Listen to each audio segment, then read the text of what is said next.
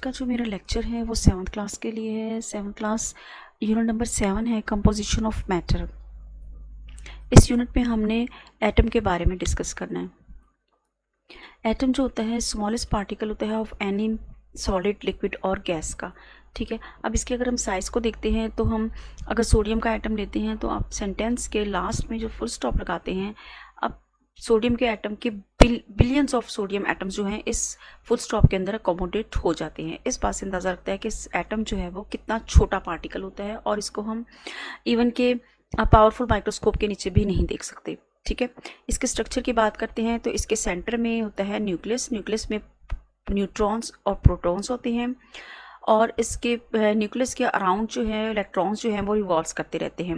ये जो लाइंस नज़र आ रही हैं ये इलेक्ट्रॉन्स के, इनको ऑर्बिट या शेल कहते हैं जिसपे इलेक्ट्रॉन्स जो हैं वो रिवॉल्व करते हैं। अब इनके चार्जेस की बात कर लेते हैं तो प्रोटॉन्स पर पॉजिटिव चार्ज, न्यूट्रॉन पर नो चार्ज एंड इलेक्ट्रॉन पर नेगेटिव चार्ज होता है। ठीक है, प्रोटॉन्स किसी भी एटम में प्रोटॉन्स और इलेक्ट्रॉन्स जो होते हैं वो इक्वल होते हैं। जितने प्रोटॉन्स होंगे उतने ही इलेक्ट्रॉन्स रिवॉल्व करेंगे। अगर हमें नंबर ऑफ प्रोटॉन्स को ही बता दे तो हम कह सकते हैं कि इसके पास इतने इलेक्ट्रॉन्स हैं, यानी कि सपोज करें 10 प्रोटॉन्स में कहती हूँ कि अगर हैं तो आप मुझे बता सकते हैं कि इसमें 10 ही इलेक्ट्रॉन्स होंगे। तो ये एटम का स्ट्रक्चर सिंपल सा हो गया। अब हम बात करते हैं, हमारा नेक्स्ट टॉपिक है arrangement of electrons in an atom. यहाँ पर दो एटम जो है शो हो रहे हैं, सोडियम एंड क्लोरीन। सोडियम में हमें इलेक्ट्रॉन्स कितने नज़र आ रहे हैं, यहाँ पर फर्स्ट शेल में ये शेल है इसका नंबर 1, ये नंबर 2 एंड नंबर 3। सोडियम में जो है वो 3 शेल्स हैं और इसमें क्लोरीन के जब हम देखते हैं तो 1 2 3 इसमें भी 3 ही शेल है। इलेक्ट्रॉन्स की तादाद काउंट करते हैं। फर्स्ट शेल में जब हम काउंट करना शुरू करते हैं ना, शेल के नंबरिंग देना, तो हम फर्स्ट शेल जो है वो न्यूक्लियस के बिल्कुल पास वाले शेल को first, second and third and so on, जितना बड़ा एटम होगा उसके शेल्स जो है वो इंक्रीज होते जाएंगे।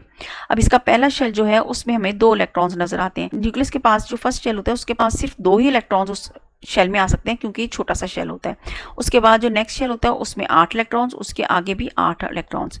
अब आगे हर जितने भी शेल्स होते हैं उनमें 8 इलेक्ट्रॉन्स जो है वो अकोमोडेट हो सकते हैं। हम देखते हैं कि सोडियम के एटम के पास 11 इलेक्ट्रॉन्स होते हैं। ठीक है, तो इसके 11 इलेक्ट्रॉन्स को हमने ऑर्बिट में अकोमोडेट करना है। फर्स्ट शेल में 2, नेक्स्ट में 8 और बाकी कितने बचे 1 इलेक्ट्रॉन, तो वो लास्ट 1 में चला गया। क्लोरीन को देखें तो क्लोरीन के 17 इलेक्ट्रॉन्स होते हैं।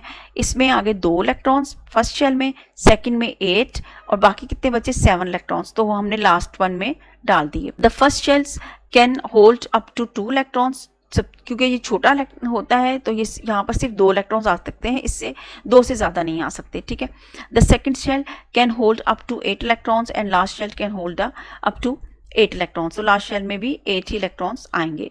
अब यहाँ पर 8 इलेक्ट्रॉन्स पूरे नहीं हो रहे तो नो प्रॉब्लम, जितने इलेक्ट्रॉन्स क्लोरीन के हमने उतने ही डालने हैं। ठीक है ना, 7 बचते हैं तो हमने 7 इलेक्ट्रॉन्स इसके डाल दिए।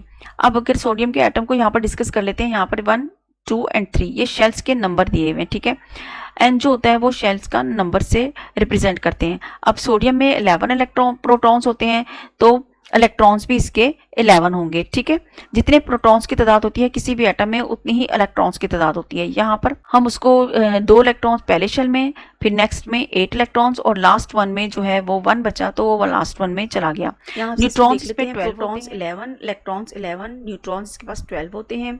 फर्स्ट शेल में 2 इलेक्ट्रॉन, सेकंड में 8 और लास्ट 1 में 1। इस तरह इलेक्ट्रॉनिक कॉन्फ़िगरेशन जो इसकी होती है 2 8 1 होती है। ठीक है, तो ये इसका एटॉमिक स्ट्रक्चर था। नेक्स्ट जो हमारे पास टॉपिक होगा वो हमारा atomic mass and atomic number होगा।